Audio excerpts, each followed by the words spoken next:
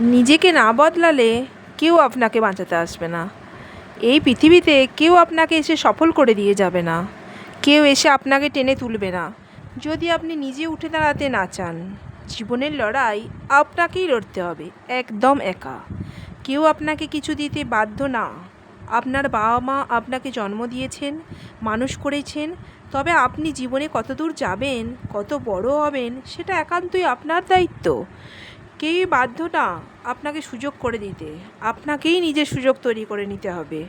পৃথিবী কঠিন, আপনি যদি দুর্বল থাকেন তো শেষ জীবন কারো জন্য থেমে থাকবে না।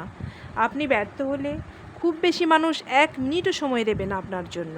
এই দুনিয়ায় টিকে থাকতে হলে আপনাকে মজবুত হতে হবে মানসিকভাবে, মানসিক কথায়, সিদ্ধান্তে। না হলে পৃথিবী আপনাকে গিলে ফেলবে, একটুও দয়া করবে না। কষ্ট হবে, কিন্তু কেউ দেখবে না। হয়তো আপনি রাত জেগে পরিশ্রম করছেন, একা লড়াই করছেন, কাঁদছেন, কিন্তু কেউ তা দেখবে না। মানুষ শুধু ফলাফল দেখতে চায়, আপনার পরিশ্রম নয়। তাই নীরবে লড়াই করুন, জেতার পর সবাই দেখবেই।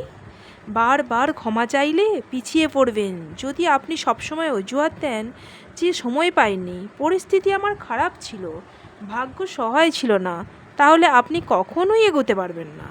ভিকটিম মাইন্ডসেট মানে নিজেকে সব সময় দুর্ভাগা ভাবা। এটা আপনাকে কেবল পিছিয়ে দেবে, কিছুই দেবে না। আপনিই আপনার একমাত্র ভরসা।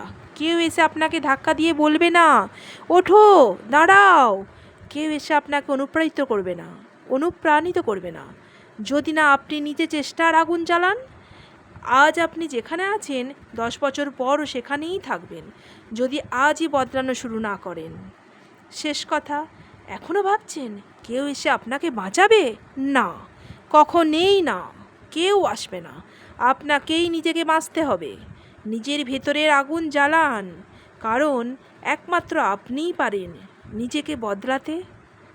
নমস্কার।